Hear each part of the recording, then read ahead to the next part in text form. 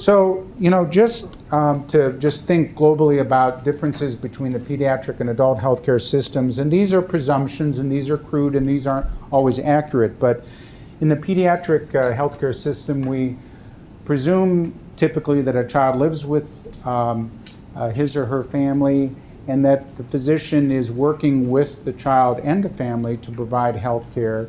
And we have the presumption that a child is, as they mature developmentally, is gradually learning about how to manage their own health and health care. Versus the adult system, where often it's individually based, not family based. The presumption is that the adult already has the skill to self-manage their health and to negotiate the healthcare system, and only in the case of new diagnoses and new conditions is there a need for acquiring new knowledge and skills. And so, these are crude kind of generalizations, but I think are relevant here in terms of negotiating the healthcare transition. Okay, so conditions that used to be associated with very limited life expectancy, often beginning and ending in childhood, are now associated with much more lengthy life expectancy long into adulthood. These data are actually from a study that was published a number of years ago. So some of these statistics actually are still no longer accurate. The average life expectancy of people with Down syndrome is now closer to the low 60s. And so it's been a whole different paradigm shift in terms of looking at many of these significant childhood diseases as ones of childhood onset, but extending well and sometimes late into adulthood.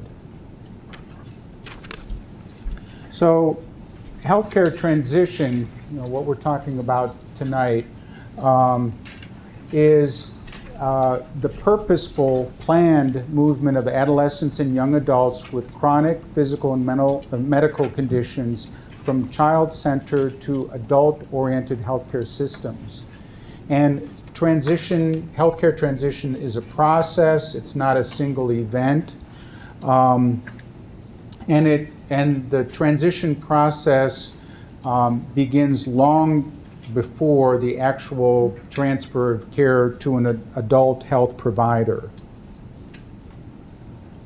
What, to a great extent, molds the transition process is where is the medical home or the site of most health care occurring prior to transition. So I listed some examples of chronic conditions, childhood onset, that require healthcare transition, but are ones that involve high involvement of specialty health care. So, for example, for individuals with congenital heart disease, children with congenital heart disease, they may receive most of their health care from the cardiologist's office, not the pediatrician or family physicians. Similarly, children born or acquiring HIV may spend most of their time in the infectious disease specialist's office.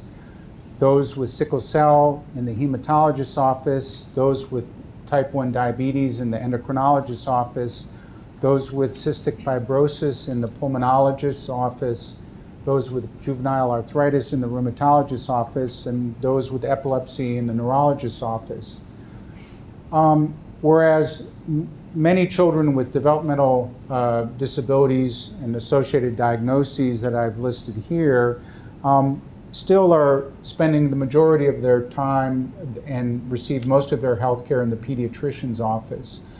So, and of course you have children who have comorbid conditions, so children with cerebral palsy who also have epilepsy, who receive most of their health care in the neurologist's office. And so where children are receiving the bulk of their health care can influence how the transition process goes and what is needed to be considered as you're planning and implementing transition. So, so one way of looking at different models of the medical home would be, as listed here, conditions in which the generalist will be serving as the primary manager of healthcare with perhaps occasional specialty consultation would be, say, children with asthma who are transitioning to adult care, children with ADHD, children and adolescents with Down syndrome, versus other childhood onset conditions will be associated with an adult medical home in which there's co-management of the condition between the primary care adult physician and the specialty adult physician. So examples of these conditions might be, again, adolescents and young adults with some congenital heart diseases, type 1 diabetes, HIV, or autism. And then finally, there are some adolescents and young adults whose conditions often lead to transition whereby the subspecialist, the adult subspecialist, provides the bulk of health care, and then there are far fewer health care encounters with the primary care physician.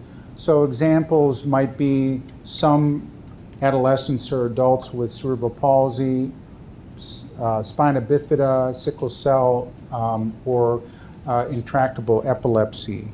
So as you're planning transition, kind of think about which of those three models likely applies to you or your family member.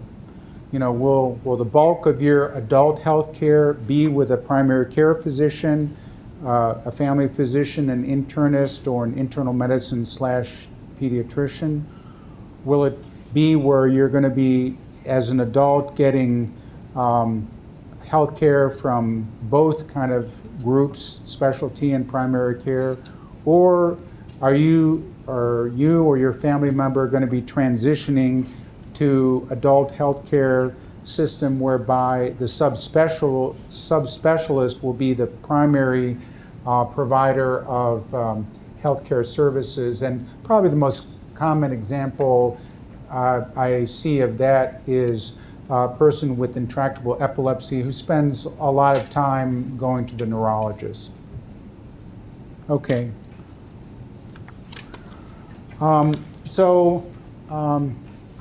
This, you know, the different agencies and governmental groups and groups funded by the government have looked at the whole issue of collaboration between primary and specialty care for children and youth with special health care needs, and have looked at this transition process. So provided a document, you know, so for people who want to look at this type of literature and look at the background. Okay. So as we talk about healthcare transitions, you know, this of course is in the context of a whole bunch of other transitions that are happening in the lives of adolescents and young adults with a special healthcare need. So, and I know that Family to Family Ohio, and this transition boot camp has addressed a lot of these other domains. So actually I included some slides, and Amy had me delete them, that relate to, financial things, or transitions relating to education and vocation, and things relating to legal issues. So, of course, healthcare transitions occur in the context of a whole bunch of other transitions that are, vitally important in the lives of people with special healthcare needs. And so, things that, or kind of factors that mold or affect healthcare transition are kind of listed here.